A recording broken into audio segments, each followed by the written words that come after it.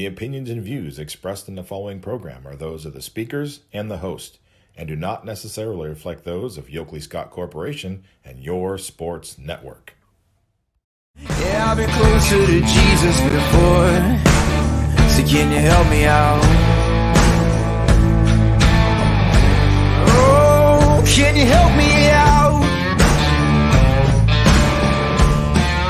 Am I on my own? Am I on my own? But can you help me out?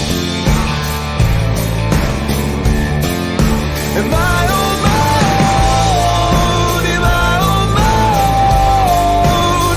Or can you help me out? Can you help me out? I've been scared to look in my soul.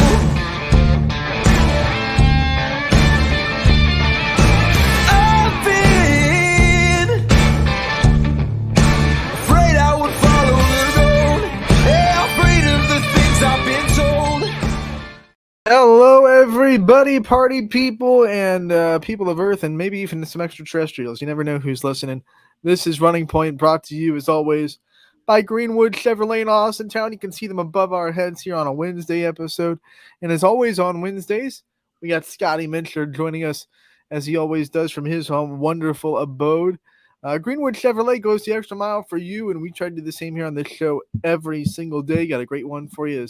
Scotty always brings great stuff to the table. We're also going to recap the Class B action that went on yesterday. We have a lot of shakeups and tease, Scotty. A little bit of a tease for you. We have a new number one in the standings right now in the 16U division for Class B. We'll talk about all that. But first, Scotty, how we doing today? I'm doing great. I think it's today, right? The first official day of summer. So let's First go, official. baby. It is Facebook official day of Yeah. summer.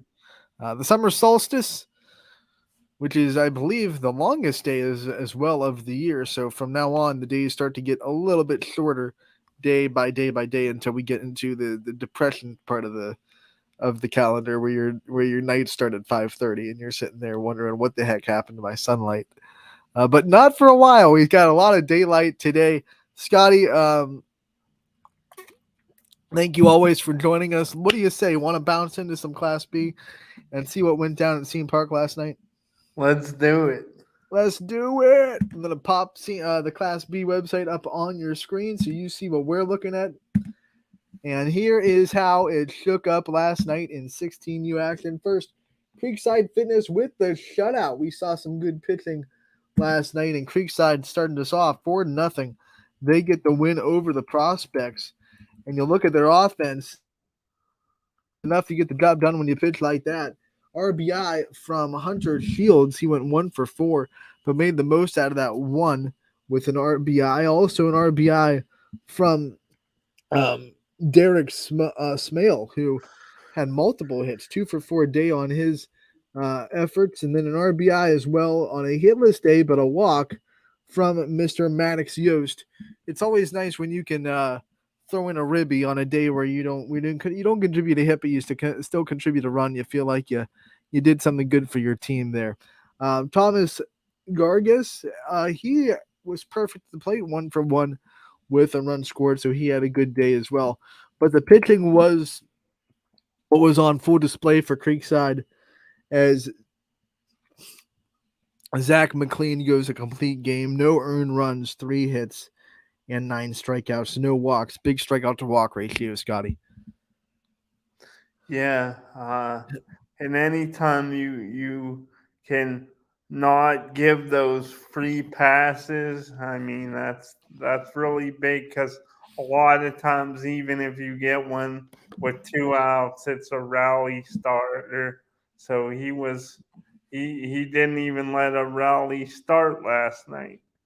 You know, it's funny, Scotty, the first couple of weeks of Class B baseball, we did see the walks kind of elevated even on the teams that won and pitched pretty well. We'd see maybe like 8 strikeouts, maybe 6 walks, something like that. Like the walks were pretty elevated the first couple of weeks.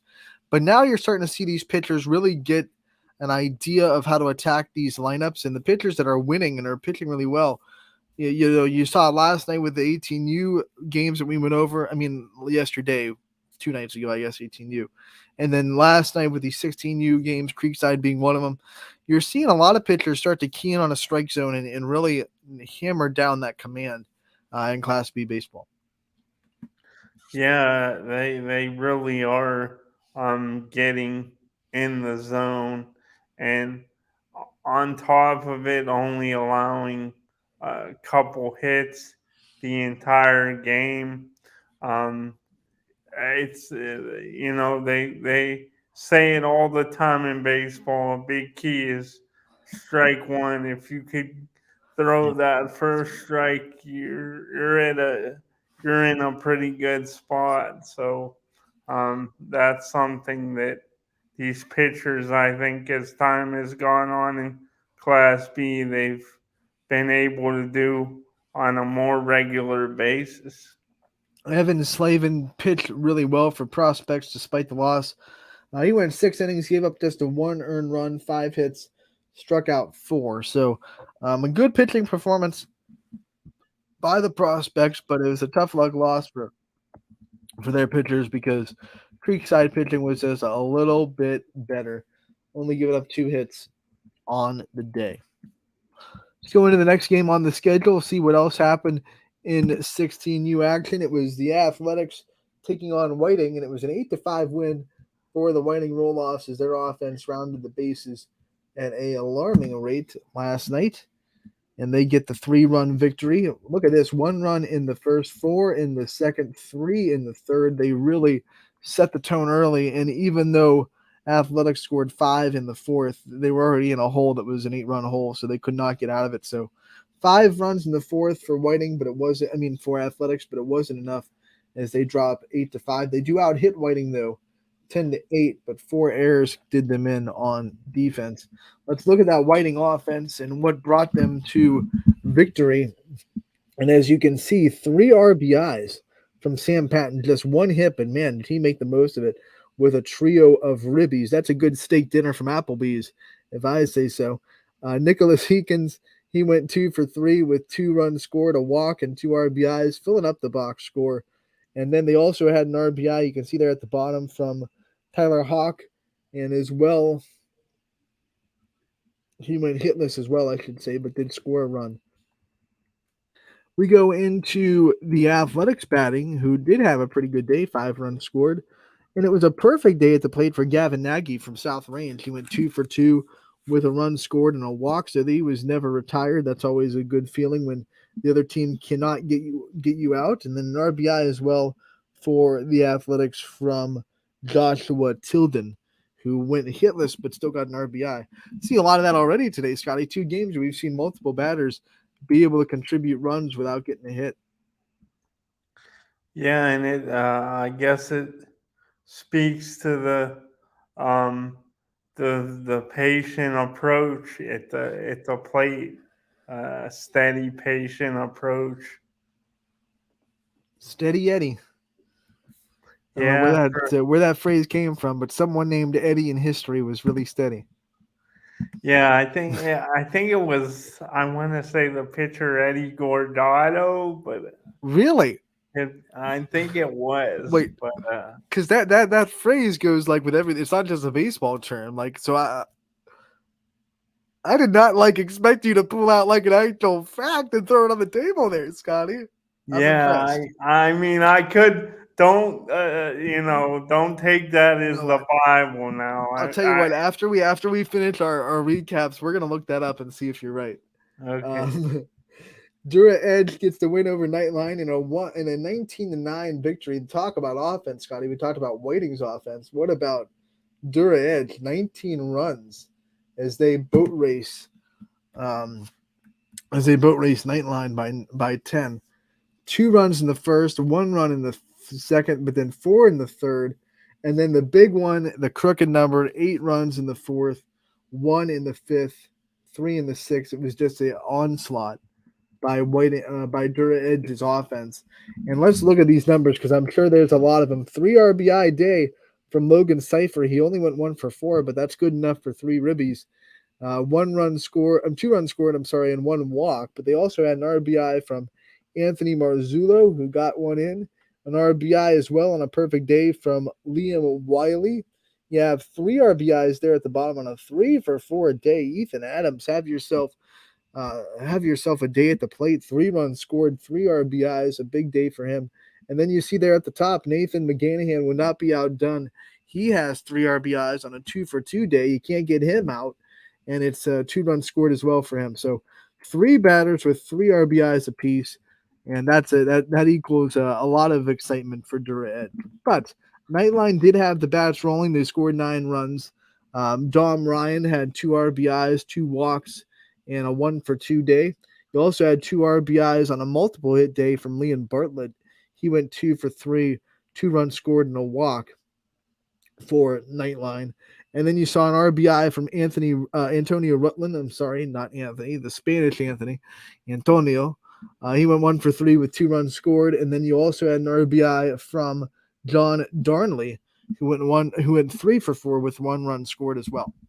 So a lot of offense in this one, Scotty, but way too much offense from Edge. You don't see a lot of double-digit run totals in Class B with the level of pitching that is on tap at Scene Park.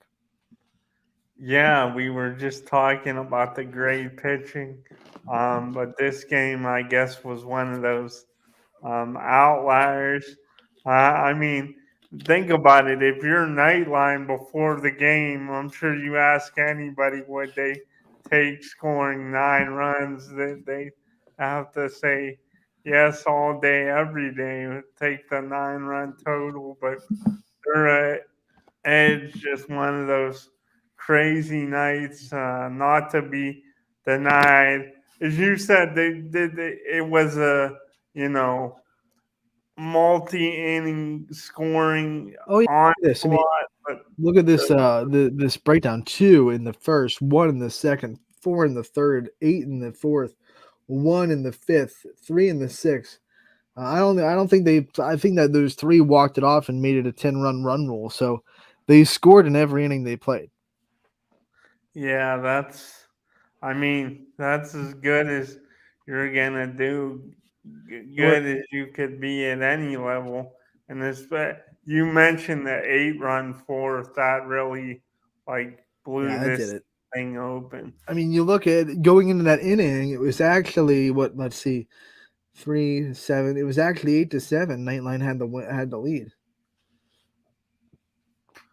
Yeah, So so going into the fourth, it was 8-7 Nightline, and then Dirt Edge put up 8 in the bottom of the fourth. It just completely swung the momentum around. And what I like, Scotty, is you look at this. Usually, you see offense outputs like this. They're helped out a little bit by the errors or something, but only 1 error on Nightline. So Dirt Edge really earned every run they scored with quality at bats. They weren't helped out by sloppy defense at all.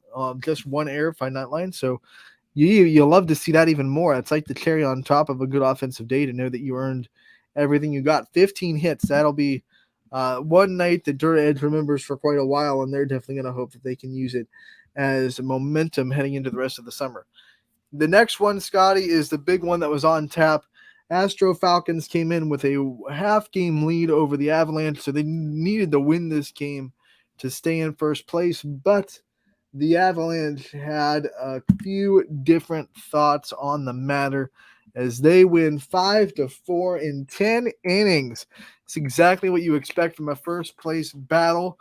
And it's Avalanche coming away with the 5-4 win with 1 run in the top of the 10th to seal it. And look at this extra inning scores. 1 in the 8th, 1 in the 9th.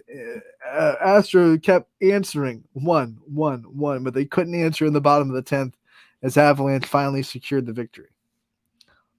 yeah, It's got to be exhausting. It's got to be exhausting to keep taking the lead and then keep having it answered in the bottom and have to go 9 innings. Okay, we're going 10 because they answered again.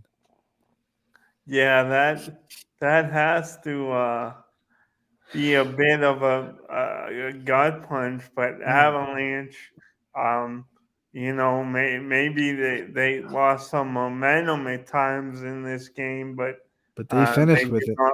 They stayed composed. You got to give them credit. I think the Astro Falcons are going to look back at this game, Scotty, and look at those 4 errors that they had, and they're going to realize that if we had 4 errors against a really good team, and we still only lost by 1, so if we just play clean baseball, we'll probably have this game under wraps. You look at Avalanche batting, and no one had a huge day at the plate. They had an RBI from Rocky Serafino, who went 3 for 4 at the plate with 1 run scored and the 1 RBI. Multiple hits as well from Landon Whippo, who went 2 for 3 with a walk and an RBI. And then you had an RBI on another multiple hit day from Owen Dye, who went 2 for 4 with an RBI for Avalanche. For the Astro Falcons, you look at them, also kind of scattered RBIs, just one apiece from both Will Petty and Bryson Zerwas. They both had 1 RBI on a 1 for 1 hit day. Petty was perfect to play, though. He went 1 for 1, was never retired. And Zerwas was 1 for 3 with an RBI. So just 2 RBIs for the Astro Falcons out of their 4 runs. And you look at the pitching, quality pitching on both sides. For the Avalanche, it was Maddox Bell that got the win. 5 innings pitched, just gave up 2 earned runs on 5 hits. Struck out 6, did walk 4, but the strikeouts and the low hit rate kind of evened out. And then it was Nick Solderich that came in and pitched 4 innings, gave up just a 1 earned run on 4 hits, struck out 3. So a good day for him. And the Astro Falcons also had some good pitching, as Anthony Treveri went 2 innings, gave up 1 earned run on 2 hits. And then you saw Carson Clays have the most innings worked with 5. He gave up the 1 run on 4 hits, as well as Bryson Zerwas, who we said had the RBI up there. He went 2 innings, gave up 1 earned run on 4 hits. A total of 6 strikeouts, just 1 walk for Astro Falcons pitching. So this is a game that you expect pretty clean. The 4 errors from the Astro Falcons, like I said, probably spelled a little bit of a difference. And in 10 innings, Avalanche gets the win 5-4. We'll see how that reflects on the standings in a little bit. Yeah, the Astros really needed this one, and but the Avalanche said not tonight. It was a great game. I think, like you said, those 4 errors, Astros, they're gonna be thinking about the Falcons for a little while, because if they just would have had 2 errors or 1, there's a good chance they come away with the victory. So let's go into the last game of the night, which was a 9-1 win for Ballistic over Eagleware, winning on both sides with good offense and really good pitching. You look at the box score for Ballistic and who had the big day for their bats, and they had 2 RBIs from a 3-for-4 performance from Kyle Gibson. And then they had RBIs kind of scattered around the rest of the lineup. Michael Daly with a 1-for-2 day with an RBI and a walk. You saw 2-for-4. Taggart Carfangia have the 1 RBI on the 2-for-4 with 2 runs scored. 1 RBI from Owen Gazda, who had multiple hits on a 2-for-4 day with 1 run scored. And then an RBI on a 1-for-2 day for Johnny Reyes with a walk and a run scored as well. So RBIs came from multiple people for the Ballistic offense, and then their pitching did a really good job as well. Tyler Wright got the win, 4 2/3.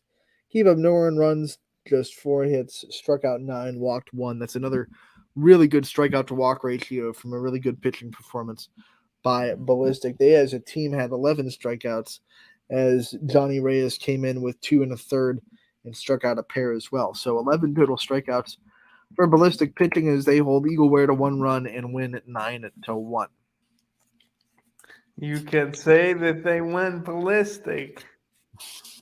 They went ballistic, man. They had plenty of ammo. Yeah, all the ballistic puns. I think I've probably used them all in the headlines in the couple years that we've covered Class B baseball and all the stories I've written. So I've probably used every ballistic pun you could probably think of in the last 3 years. But that does it for the recap of last night. Let's see where we sit in the standings. And like we said, there is a new leader at the top of the list. It is Avalanche with the 13-4 record. They're tied with Creekside, though, because Creekside got the win as well. Astro Falcons a half game back, but reminder that it's only because they're missing a game. You look at that, the loss totals are the same across the board, but because the Astro Falcons had one game they missed, then it is 12-4 compared to 13-4. So you know that's going to even out. So you could say a de facto three-way tie because that game is going to be made up at some point. But for now, it's the Avalanche and Creekside Fitness sitting above them by a half game. But there's still a lot to decide as Whiting is just 2 games back with an 11-6 record. And then you can consider Athletics and Prospects still kind of in the hunt, both with an 8-8 record right there in the middle. 7-9 for Dirt Edge, Nightline's 5-12, Ballistic is 4-13, and Eagleware is 2-14. Yeah. With that being said, you get a look at the standings. Let's look at what the next games on tap will be for 16U. They'll be back in action on Thursday night. Thursday night, they'll have 5 more games. Let's see who kind of is going to play each other on Thursday. As we just looked at the standings, the leading Creekside and Avalanche. That's going to be a battle of 2 first-place teams. Something's got to give, and it is the opener on Thursday. So that'll be a big one to watch. Nightline taking on Eagleware. Ballistic taking on Athletics. Prospects taking on Whiting. And then the Falcons taking on Dirt Edge. So this will be a big night because look at the Astro Falcons are playing someone in the bottom half of the standings in Dirt Edge. And then Creekside and Avalanche are playing each other. So if things work out right, you can see the Astro Falcons jump right back into second place and take over whoever loses the Creekside and Avalanche game if the Astro Falcons are able to take care of the 7-9 Dirt Edge squad. But very interesting. We're going to see a big game on Thursday to open up the night at Bob Seton Park. As Creekside versus Avalanche. We'll look forward to that one on Thursday. But tonight, Scotty, it is 18U action. And let's quickly look at the games that are going to be playing tonight and then take a look at what announcers will have you covered at Bob Seton Park. So tonight, we have at 5:30 on Scene 3, it is the Athletics taking on Dirt Edge. On Scene 2 at 5:45, you're going to see Nightline taking on Avalanche. At 6 o'clock, Eagleware taking on Whiting. And then at 8 o'clock, it is going to be the Prospects taking on Ballistic. And the nightcap is going to be the rivalry that has been building in Class B baseball for a long time. Astro Falcons taking on Creekside in the nightcap on Scene 1. Let's take a look at what announcers will have you covered for the games tonight. So we look at our games in a glance spreadsheet. We are on Wednesday the 21st. On Scene 3, it's going to be Eric Hughes. So he'll have you covered for the Athletics and Dirt Edge as well as Prospects and Ballistic. Tim Corso will be on Scene 2, so he'll have the one game there between Avalanche and Nightline. And then Scene 1 will be taken care of by Matt Marr.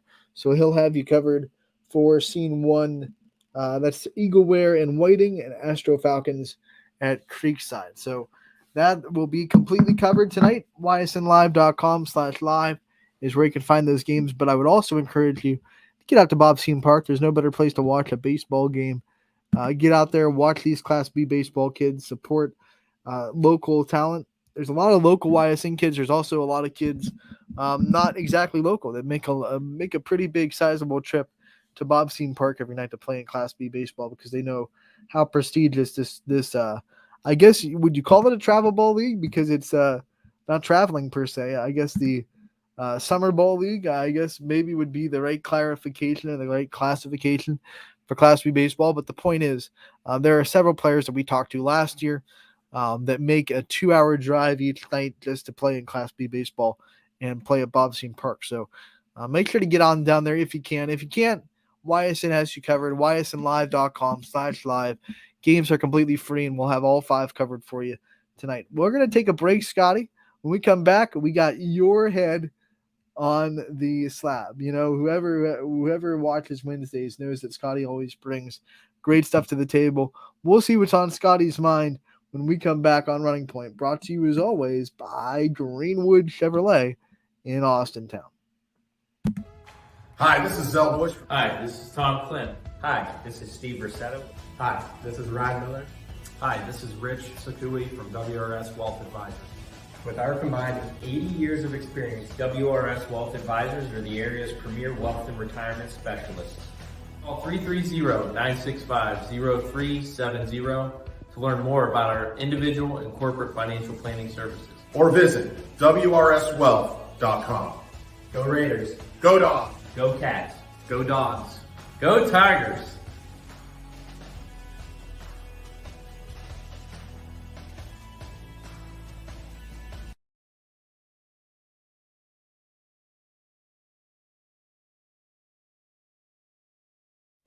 Jimmy Sudman here, Director of Isle, Purple Cat, and Golden String. We are happy to support YSN and two of my favorite people, Scotty Mincher and Super Dave O'Malley. We are an agency that provides services for adults with disabilities. We infuse humor, passion, and joy into their lives. If you know of any folks with disabilities that need our assistance, please contact us.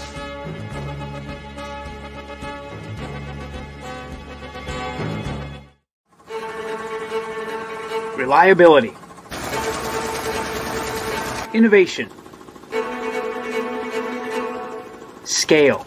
These three values are those we look forward to in our business and in our team. If you're ready for a reliable employer who looks constantly to think outside the box in big ways, we're ready for you. Apply now.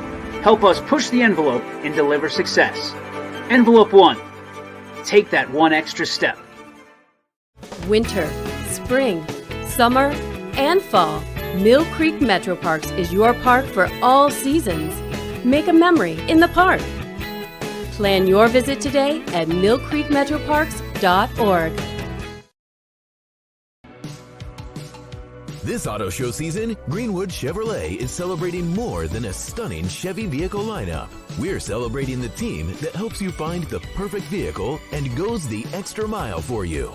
Right now, lease a 2023 Equinox for as low as $289 a month, with Chevy lease loyalty up to $1,500. With over 280 vehicles in stock, you can experience the auto show in a brand new way, only at Greenwood Chevrolet.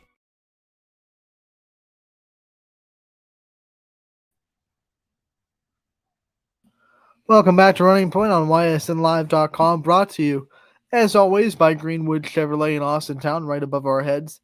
Like the commercial just said, they go the extra mile for you. We try to do the same here on this show every day, and we thank them for their constant support of Running Point since day one and everything that we're able to do at YSN. Scotty, every week you come on, you bring some great stuff to it, and I'm wondering, what is on your mind today, buddy? Well, Anthony, I don't want to pile on you today because a lot of times I kind of give you the chance to talk up your boy, your main man, Patrick Mahomes. But we won't be discussing Mahomes today. I know it's been a rough year for you, brother, with your Royals. So, as I said, I'm not going to pile on. But sticking with baseball, I wanted to know, I was thinking about this before the show. Shohei Ohtani has been pretty unbelievable once again this year for the LA Angels. I just wanted to know from you, Anthony, and get your take on this a little bit. How does he compare, or who does he kind of remind you of, other than somebody we didn't see? Like, everyone always makes a comparison to Babe Ruth because of his ability to pitch great and also hit great as well. But what kind of other baseball stars does he kind of remind you of?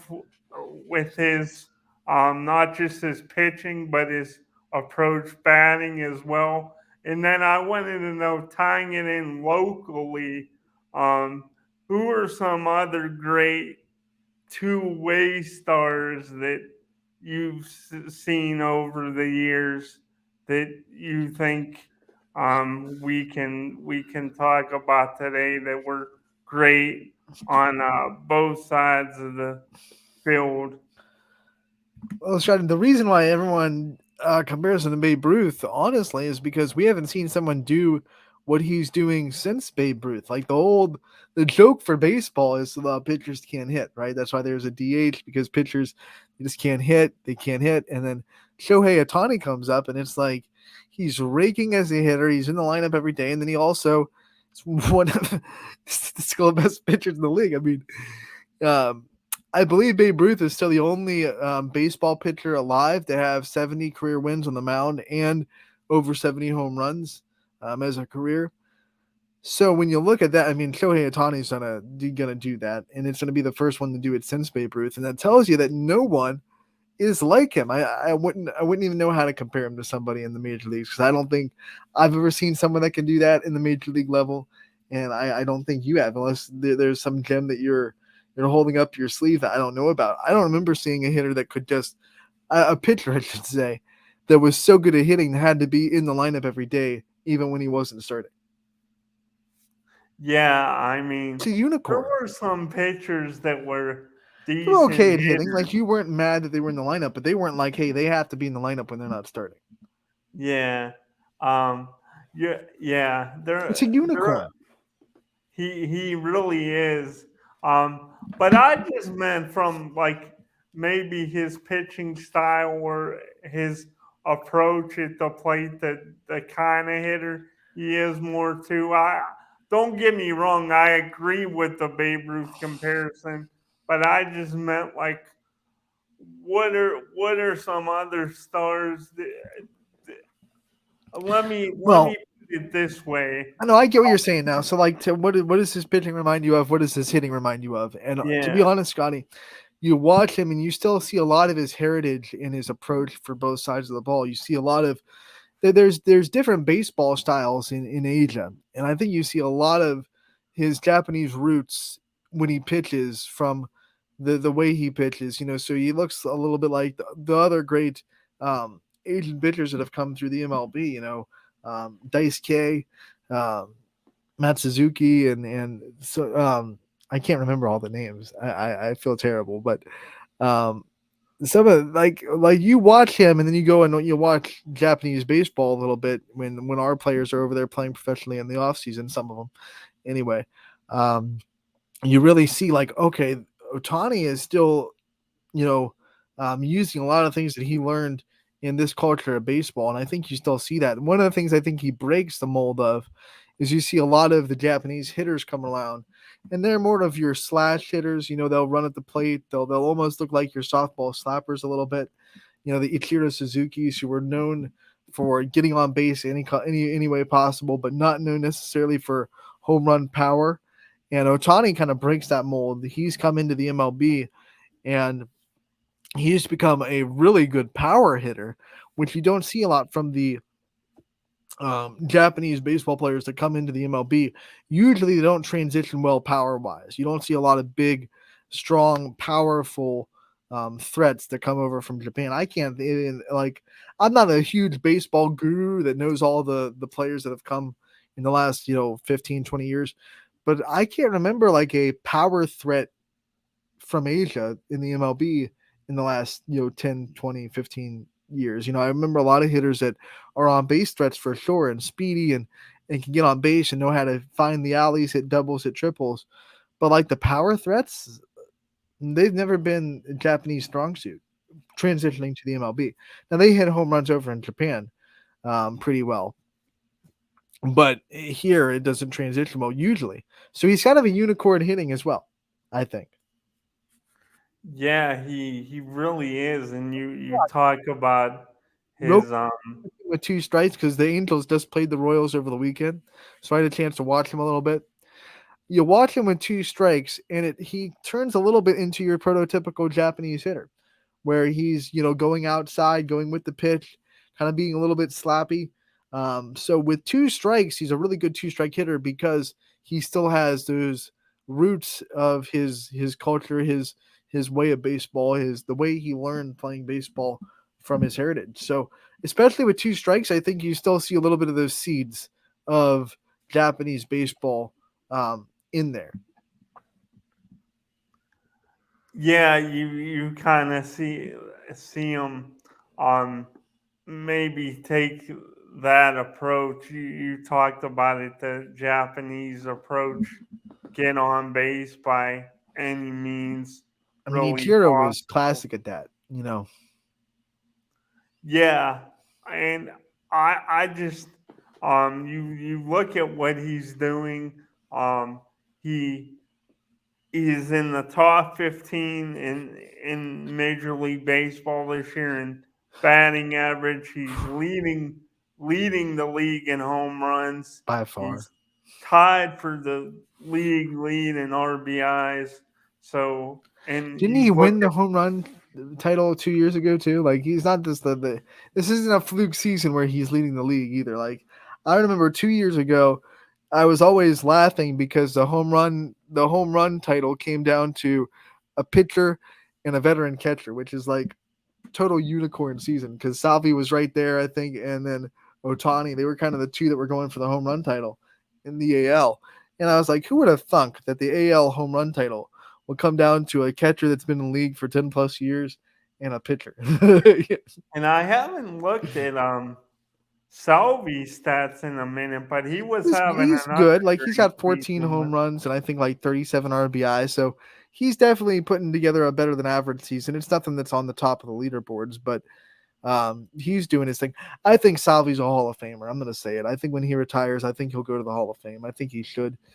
He's got the World Series championship. He's got the World Series MVP. He's got longevity. He's got the career numbers. I would not. He's got the Gold Gloves at the wazoo for the defensive catcher position. I think try not to be a homer. I think when he goes, he should go to the Hall of Fame. He's gonna go down as one of the best catchers in our like last 10, 15 years. Right up there with Yadier Molina. I mean, honestly, Anthony, I can't disagree because other than somebody like Salvi and like as a Guardians fan, used to be Indians when they had Victor Martinez. Yeah. I thought he was a really great, and he came up as a catcher. But you look around the league now and the great you might have some great catchers defensively throwing runners on and they work really well with the pitching staff, but the great hitting catchers, it's kind of become, Right. it's kind of like they're almost extinct. So I think Salvi definitely has put together a resume that you definitely, to me, he would be in, and I think I think he anybody you gotta consider it I for think sure. he checks all the boxes. He's gotten the MVP for the World Series. He's got a World Series championship. He's got the AL MVP the year before when we went to the World Series. He won the ALCS MVP. And then he's got the career, like he's got plenty of home runs, plenty of hits on his career, Gold Gloves, Silver Slugger awards. So I think he checks all the kind of boxes that you would need to go in the Hall of Fame. Never really steps out of line, never gets into trouble, which I know a lot of Hall of Fame voters look at what you're doing off the field as well. Never really questioned for substance abuse or anything like that. So I think he checks all the boxes that you need to check to be a Hall of Famer. Yeah, I think he really does. And very close to you guys came within a whisker of 2 World Series in It's funny 20. because I was watching the highlights. I was getting a little bit nostalgic. I was watching a couple of days ago, watching the highlights of the '85 World Series, and that team had Hall of Famers out the wazoo. Like a lot of people on that team went to the Hall of Fame. George Brett, Saberhagen, Quisenberry, Hal McRae, people like that. But I don't think a lot of people that were in that 2015 World Series will end up in the Hall of Fame. I think they had good little, 3 or 4 year bursts where they were really good, but you look at them after they left Kansas City, it's like they kind of fell off a radar, and they're not really, they haven't sustained a career. So I think Salvi might be the only player on that roster that is going to be a Hall of Famer.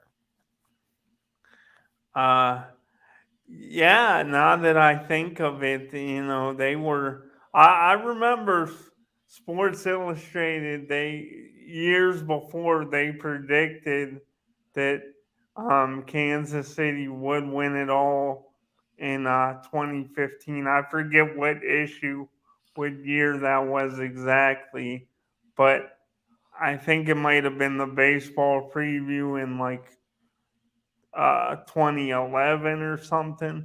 But anyway, getting back to Shohei Ohtani, I'm not 100% sure how.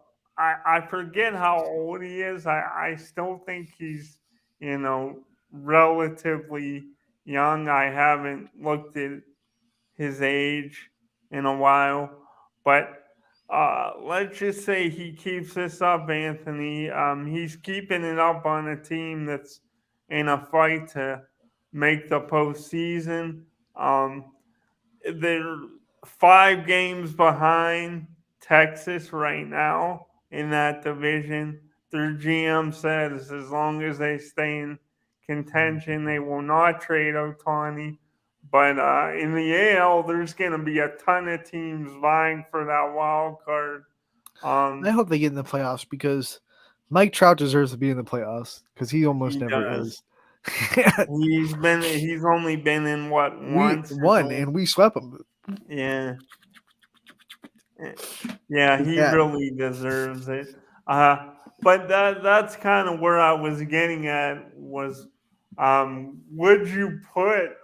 would it be ridiculous, like, if he keeps this up and has several more great seasons, can you mention him among the all-time greats, or do you think that's being a little bit, Well, Scotty, when you do something that no one else has done since Babe Ruth, I mean, I know it's been something that like not even a lot of people have even tried to do, but like how can you not be in that conversation when you're doing something that we've never, like modern baseball has never seen?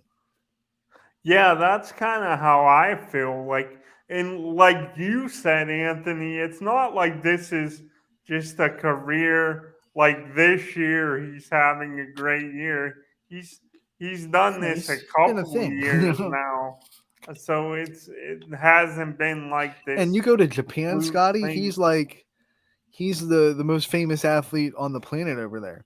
Like he's their LeBron James. Like you can't go anywhere without seeing Shohei Ohtani over there in Japan. So he is like the biggest sports superstar of the country over there. He is like Taylor Swift. You go anywhere she goes, anywhere Shohei Ohtani goes to Japan, everyone has to follow. So it's awesome to see something like that. People get excited about people like that, and I think when you do something that no one's done in the modern era of baseball, you got to be in the conversation. He'll definitely be a Hall of Famer. I wanted to also again get back to the local tie-in, like not just this year, but in your time, at YSN since you joined the team. Who are some of the best two-way stars that you've seen? It doesn't have to be exclusive to baseball and softball. This could be, football as well. Even, basketball, whatever. High school is different because you see a lot of pitchers. Almost every pitcher has to hit. You're not going to see. You don't have enough players to just be like, hey, you're just going to pitch, and that's all you're really going to do. So there are a lot of pitchers that have come through the baseball halls of YSN, I guess you could say, that have been really good pitchers that can also hit really, really, really well. Carson Rhodes from Salem is always a pitcher that can rake. This year. Connor Morley, our YSN MVP, congratulations.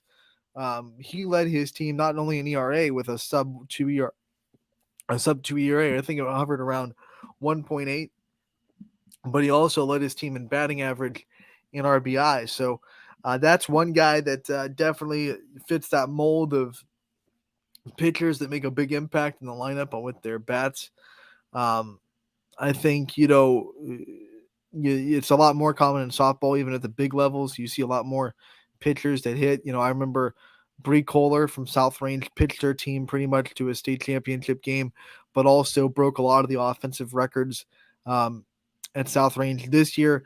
Gabby Gratishar was one of the best statistical pitchers in the YSN family, but also hit 18 home runs and had an average over 646 RBIs. So in high school, you see it a lot. It's not a unicorn like it is in the MLB.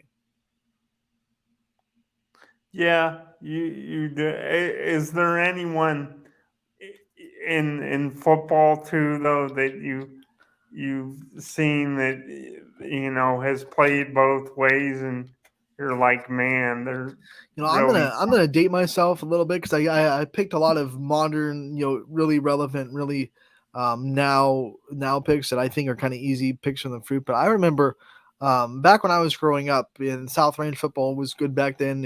It's been good since Coach Higley took over. But one of the guys that I loved watching, played both ways, and actually went to college as a defender, even though he was such a good quarterback for South Range. And South Range people will know him. He's on the Hall of Fame wall. Jimmy Sanders was always fun to watch. One of the first football players that I kind of latched onto and knew the name of and watched and followed his career after South Range as a kid. He was just one of those guys that you don't usually see quarterbacks play linebacker on the other side, and that really got a lot of my respect because usually if quarterbacks have to play on the other end, they're in the secondary. They're your safeties. You don't want to take the hits. They don't want to try to risk their injury. But like Jimmy Sanders was like, I'm going to be a quarterback and I'm going to be a linebacker and I'm going to hit you. And I'm one of the hardest hitting linebackers that I have on the team. And I'm going to do it so well that I'm going to go to college as a linebacker, not as a quarterback. So as good of a quarterback as he was, and he was very good, and that was a team that went pretty far in the playoffs, unfortunately falling to Bedford Chanel, I believe, in the regional finals. I want to say one game short of the state semifinals, if I'm not mistaken. Bedford Chanel went on to win state, I believe, that year. But yeah, to see a quarterback not shy away from being a linebacker was pretty cool. Jimmy Sanders. What a name too, right? War number 19. That's a great name. Yep, war number 19 for South Range, and he's in the Hall of Fame there. And now, this was how many seasons has Coach Higley been with the Raiders now? The 9. You're gonna get me in trouble because I don't know the exact number. I think he came on in 93. Wow. So that would be this would be his. It would have been like 2023, which would have been this school year, would have been his 30th. So 29, he retired. So I think 29 years. If I'm wrong, I'm gonna be filleted by all my South Range people. The alums that I represent. They're gonna be like, "How dare you get that wrong?" He is the face of Mount Rushmore in South Range athletics. But I believe 29. I think he came on in 93. I always one of the things that sticks out is that was only 2 years after I was born. So I believe it was 93 when he started as a head coach of South Range. I hope I'm not wrong. Yeah, I didn't mean to put you. You just threw me right on the bus, Scotty. Yeah, didn't mean to do that to you. If I'm wrong, I hope I'm right. I'm like 80% confident in that answer. I'll give it an 80%. Yeah. And I just wanted to, because we got about 10 minutes left 10 minutes in the show. And with this being the first official day of summer and, 4th of July, everything right around the corner, this is just a great time of year for baseball. We went over all the Class B baseball scores. And I just wanted to know, Anthony, for you, because I know your pro team, as great as it's been being a Kansas City Chiefs fan, the Royals, Okay, here we go again, Scotty. You it's had to get been another rough. jab, huh? Boom. Yeah, Okay. it's been rough the last couple of years. But what do you think of baseball right now? The new rules, and do you think it's made the game better, more entertaining, better for the younger generation, people even younger than me and you?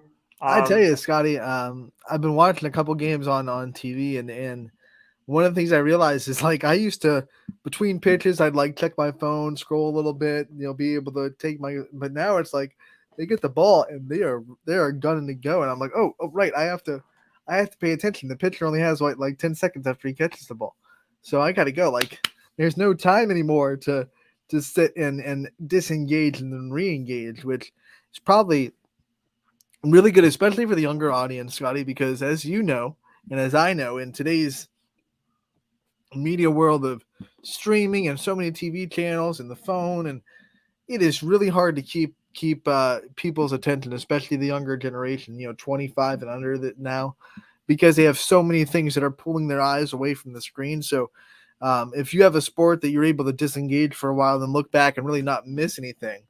Um, you cut that out, and maybe people are watching a little bit more and paying a little bit more attention on TV. I don't know how to measure that. Like, is there a way to measure? No way to measure how much people are actually engaging with the TV on the screen. But I imagine like you're keeping attention a little bit more, better, more better, keeping the attention a little bit better, with the not as much time disengaged from the sport between pitches. Because like I said, I remember, we'd be watching Royals, and I've been watching Royals on TV for a long time. You watch them, there's a pitch, and then you kind of, okay, I got about 30 seconds until the next one, so I'm gonna swipe on Twitter a little bit, check my Facebook, maybe check some email, whatever it may be. And I had plenty of time to do that and then look up and not miss a pitch. So now there's no time to do that, so you're getting fully, you're getting your eyes locked into the TV, which I think is probably a good thing for baseball. They still don't market well. They still don't, do a lot of things that they should do, I think, in the TV broadcast, but they're getting there at least. Do you feel like a lot of people for years they've complained about baseball not having a salary cap, and people talk about the parity year to year in the NFL, and how uh, it's not too rare now to see a last place team go from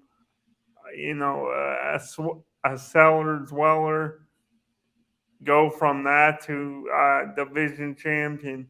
Do you think there's enough parity with the wild cards that have been added? Do you think there's enough parity in the game right now, and the Royals, you know, using them as an example, things unfortunately just haven't panned out?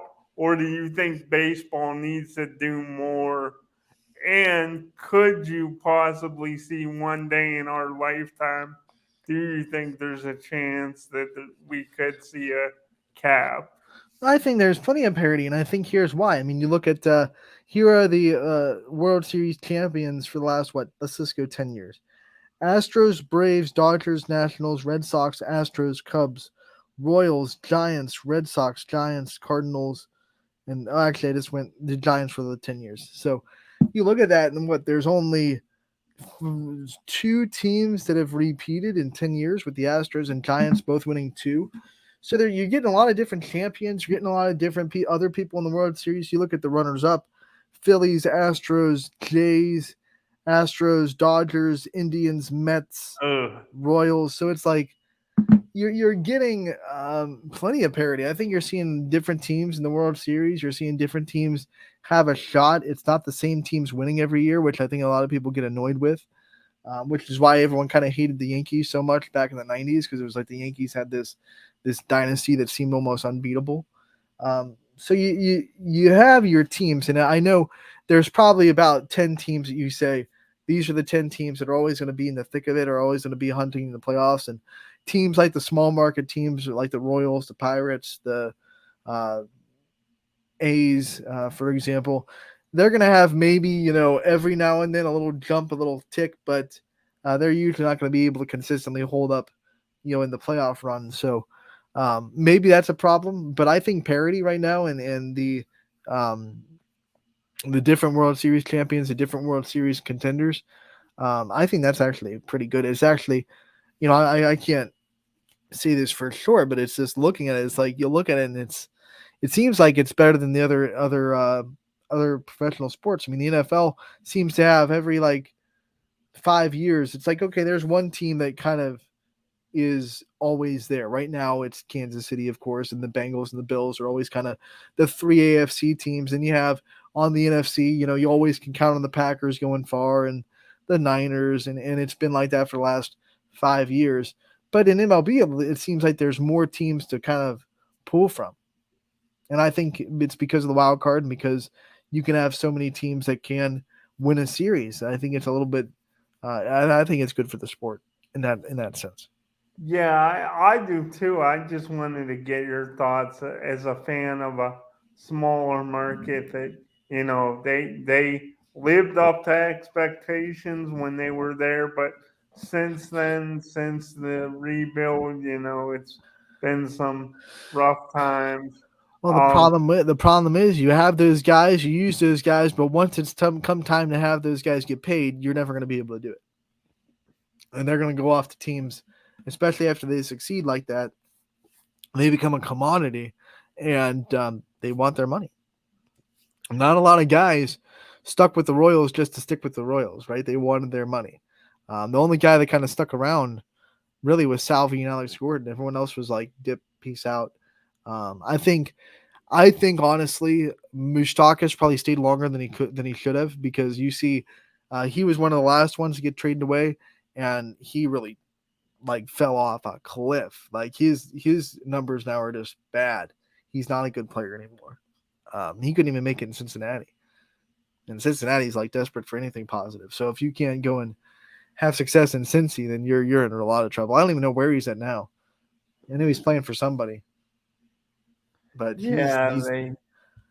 Hosmer's not been bad, but he's not been like any world beater like he was in Kansas City. I mean, he was the guy in Kansas City. Like, he was one of the big time names in baseball for those 3 years that Kansas City was doing a lot of things. But now it's just like he's just another player. He's not really a big name anymore. Same thing happened with Lorenzo Cain. He kind of was a big name in Kansas City, did a lot of big things, but then he didn't really do much anymore. So, it would have been nice to see them stay as a unit, because they were probably a lot better together than they were as a piece. But that's just not the way baseball works. And I think they all got their humble pie, right? They all realized, well, maybe I'm not as hot as I thought I was when I'm just by myself and I'm not part of that strong unit that we had in Kansas City.